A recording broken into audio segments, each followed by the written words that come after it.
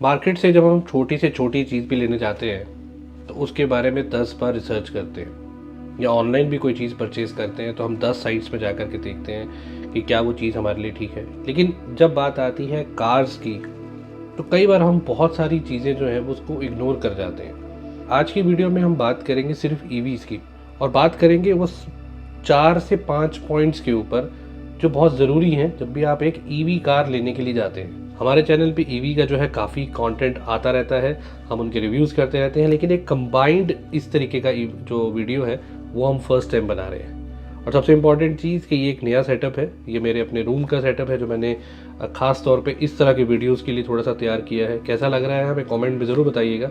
और पीछे motor bike दिख रहा है, अपने भाई लोगों का है यार, स्टार्टअप शुरू किया है। आप लोग भी अपने घर में, अपने बेडरूम पे, अपने ड्राइंग रूम में, अपने भगवान जी के रूम में कहीं पे भी नियॉन लगाना चाहें तो स्पार्की नियॉन ब्रांड है, उनकी साइट पे जाइए और वहाँ पर आप जाके ऑर्डर कीजिए। बहुत ही अफोर्डेबल रेट्स हैं, उन्होंने मुझे भेजा ये, तो मैंने सोचा यार कि जब हम अपना रूम का सेटअप करेंगे तो वहाँ पे लगाएंगे, और फर्स्ट वीडियो है ये हमारे रूम सेटअप की, तो मैंने सोचा उनके बारे में भी बात करना बहुत ज़रूरी है। अब सबसे पहले मैं बात करता हूँ कि सेफ्टी की, क्योंकि सेफ्टी एक ऐसी चीज़ है जो सबसे प्रायोरिटी पे होनी चाहिए हमारी।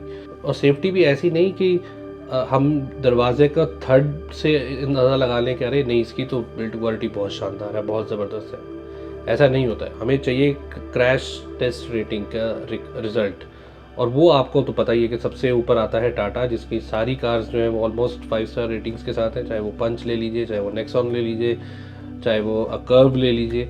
उसके बाद आता है XUV 400, वो उसमें भी आपको जो है अच्छी खासी टेस्ट रेटिंग मिलती है। MG ZS को भी जो है अच्छी रेटिंग मिली है।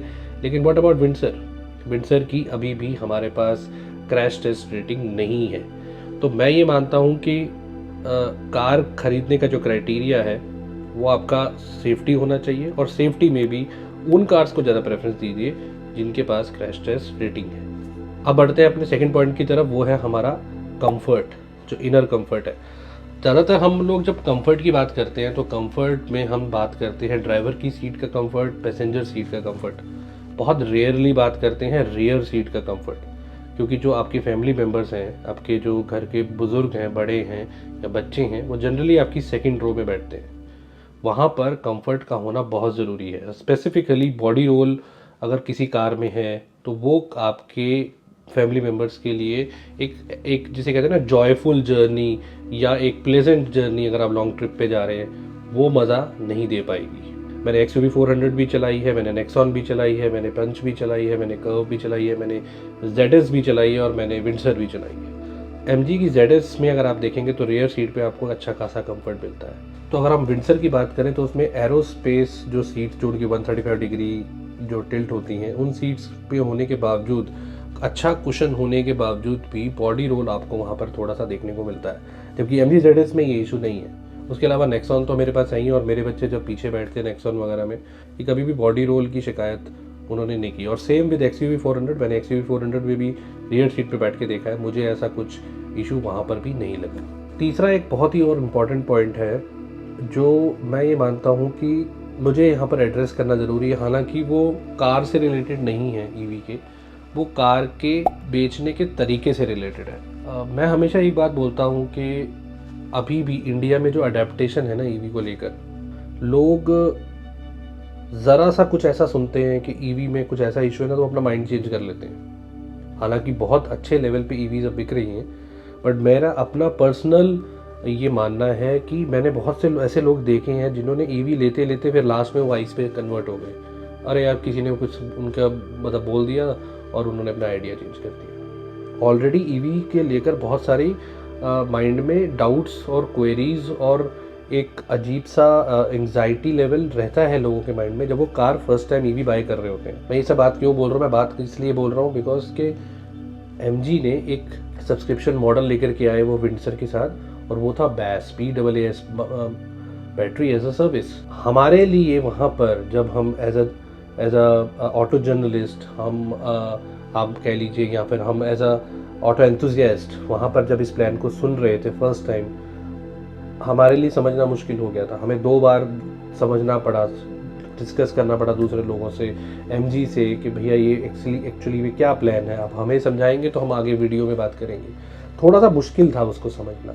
और ये इम्पैक्ट हालांकि सेल्स पे तो नहीं पड़ा, बट ये कहीं ना कहीं इस पे ज़रूर पड़ा कि बैस का एडेप्टेशन उतने अच्छे से आ नहीं पाया, जो मेरा मानना है। क्योंकि मेरे चैनल पे जितने भी लोग आए हैं विंडसर लेकर के, अभी तो फिलहाल मैं विंडसर की बात करूँगा बिकॉज MGZS और कॉमेट तो बाद में उस प्लान में है ये बैस में, तो मुझे उनका तो इतना कोई किसी के साथ इंटरेक्शन नहीं हुआ। लेकिन हाँ, विंडसर के कम से कम 4 से 5 ओनर के साथ मेरा इंटरेक्शन ज़रूर हुआ है, जो मेरे चैनल पे आ चुके हैं या आने वाले हैं। सब ने अपफ्रंट कॉस्ट देकर ही कार को परचेज़ किया है। मतलब कोई भी अब वो झंझट नहीं लेना चाहता। वो ये कहते हैं कि भैया गाड़ी लेनी है तो हमें बस इतनी क्लैरिटी की चाहिए कि इतने पैसे दे दिए, अब ये गाड़ी हमारी है। आप उनको बोलो जी ये कार के पैसे हैं, ये बैटरी के पैसे आपको हर महीने देने हैं, बैटरी फिर भी आपकी नहीं है, ये कन्फ्यूजन मत बनाओ। जो मैंने यहाँ पर मार्केट में थोड़ा सा देखा है वो यही है कि लोग अपफ्रंट कॉस्ट दे करके बाय करना ज़्यादा पसंद कर रहे हैं इंस्टेड ऑफ कि वो बैस के थ्रू खरीदें। अब एक और बड़ी इंपॉर्टेंट चीज़ है कि अब जैसे दिल्ली NCR में आप अपने ग्लास के ऊपर कुछ भी टिंटेड नहीं लगा सकते, वो बिल्कुल ट्रांसपेरेंट होना चाहिए। आप किसी भी तरीके की कोई फिल्म नहीं लगा सकते। और एडवाइजरी के साथ अलाउड भी है, वो भी इतना मिनिमल है कि वो बहुत ज़्यादा आपके ग्लासेस को फ़र्क देता नहीं है। But there is a provision over there कि अगर कंपनी से ग्लासेस जो हैं वो UV कट ग्लासेस आते हैं या फिर टिंटेड ग्लासेस आते हैं तो वो अलाउड है। तो उससे क्या है कि एक तो आपका थोड़ा सा UV रेस प्रोटेक्ट होती हैं, कार के अंदर एंटर नहीं करती हैं कुछ हद तक, ठीक है, 100% तो आप नहीं रोक सकते। सेकेंडली हीट जो है वो आपकी कार के अंदर उतनी नहीं आती है, अंदर की कूलिंग जो है वो थोड़ी बेटर रहती है as compare to the normal glasses. अब अगेन मैं पॉइंट इधर लेकर के आता हूँ जहाँ पर विंडसर में आपका ग्लास एरिया इतना ज़्यादा है। आपके पास सबसे ऊपर जो है आपको इन्फिनिटी ग्लास व्यू मिलता है, फ्रंट में इतना बड़ा आपकी विंडशील्ड है, साइड्स में ग्लासेस काफ़ी बड़े हैं। हमने जो ऑब्ज़र्व किया जब कार का लॉन्च था तो उस टाइम पे जब हम वीडियो बना रहे थे तो वो बहुत ह्यूमिड था। पहली बात मतलब समर्स तो थी प्लस ह्यूमिड भी था, तो temperature was around 37-38 degree Celsius. उस टाइम पे भी हमें AC की इफेक्टिवनेस पे थोड़ा सा इशू लग रहा था। दूसरी चीज़ जो उनका इंफोटेनमेंट सिस्टम था वो भी गर्म हो रहा था because of the excessive heat जो आगे विंडशील्ड से आ रही थी। और ये हमने फीडबैक में भी बात बोली है, ये ऐसा नहीं है कि कुछ चीज़ ढकी छुपी है, ये हमने फीडबैक में भी पॉइंट बताया उनको कि ऐसा है। और वो थोड़ा सा लैग करना शुरू हो गया था infotainment system because of the excessive heat which is coming in through the windshield. आप ये देखिए कि उसमें आपको UV कट ग्लासेस भी नहीं मिल रहे हैं, ग्लास एरिया भी बहुत ज़्यादा है, तो ऑब्वियसली कहीं ना कहीं आपकी जो कूलिंग जो आपकी इफ़ेक्टिवनेस है उसको कम करता है। ये भी एक थोड़ा सा ऐसा पॉइंट है जो जनरली डिस्कस नहीं किया जाता है। यार एक और मुझे थोड़ा सा प्रॉब्लम है कि अब जितनी भी कार्स आ रही है ना वो सारी की सारी cars excessive touch screen oriented आ रही हैं। 7 इंच की स्क्रीन, 8 इंच की स्क्रीन, 10 इंच की स्क्रीन, 12 इंच की स्क्रीन हमने देखी, 15 इंच की स्क्रीन।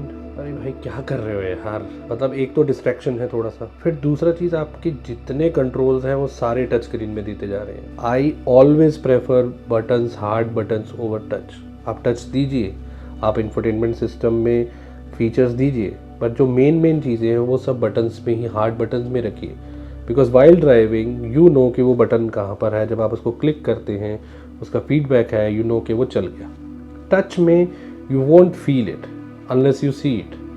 आप उसको देखेंगे, आप क्लिक करेंगे, आपका ध्यान जो है वो कहीं ना कहीं भटकेगा। महिंद्रा की बात कर लीजिए भैया, एक तरफ आप बात करते हो कि आपने अपनी जो हाईटेक न्यू कार्स हैं उसमें अंदर की तरफ कैमरा लगा दिया ताकि अगर ड्राइवर का ध्यान जरा सा भी इधर से उधर हो तो वो आपको रिमाइंड करे आपकी इंफोटेनमेंट, आपकी MID में। दूसरी तरफ आपने 3 बड़ी स्क्रीन दे दी, उसमें बटन्स, उसमें सारी जो है वो टच के थ्रू दे दिया। एक तरफ आप जो है वो इंटीरियर कैमरा लगा रहे हैं, एक तरफ आप सारी चीज़ें टच में दे रहे हैं, तो जब वो टच पे क्लिक करेगा तो उसका ध्यान कहीं ना कहीं आपके सामने से, रोड से नहीं हटेगा। एक चीज़ मुझे विंडसर में थोड़ी सी ये बेटर लगी कि उन्होंने 15 इंच की स्क्रीन तो बड़ी दे दी, बट क्योंकि नीचे उन्होंने हार्ड बटन्स भी दे दिए, इनफैक्ट बहुत सारी चीज़ें ऐसी हैं जो आप अपने स्टीयरिंग से निकाल करके टच में दे रहे हैं। सनरूफ आपके पास खोलने का सिर्फ एक ही तरीका है, आप स्लाइडर अप एंड डाउन करेंगे तो आपका सनरूफ ओपन क्लोज होगा, और कोई ऑप्शन आपके पास है ही नहीं, ना स्टीयरिंग पे ना नीचे हार्ड बटन। तो ये कुछ ऐसे बेसिक पॉइंट्स थे 4-5 जो मैंने सोचा कि आपके साथ डिस्कस करना चाहिए। बाकी हम और वीडियो भी बनाएंगे तो हम इसमें नॉन ईवीज़ को भी इंक्लूड करेंगे, और कौन कौन सी कार्स रहेंगी जिसमें मुझे लगता है कि ये चीज़ अच्छी है, अच्छी नहीं है। जनरली अच्छी नहीं है के ऊपर हम ज़्यादा बात ज़रूर करेंगे। सो ये कुछ एक डिफरेंट टाइप का वीडियो जो मैंने सोचा कि आपके साथ शेयर करना चाहिए, अपनी ऐसी ऑब्जर्वेशन जो अक्रॉस ब्रांड्स, अक्रॉस कार्स रहती हैं और वो क्या इम्पैक्ट रखती हैं, और आपका क्या मानना है इन सारे पॉइंट्स को लेकर हमें कमेंट में ज़रूर बताइए। और मिलते हैं किसी और वीडियो में, तब तक के लिए good bye and take care.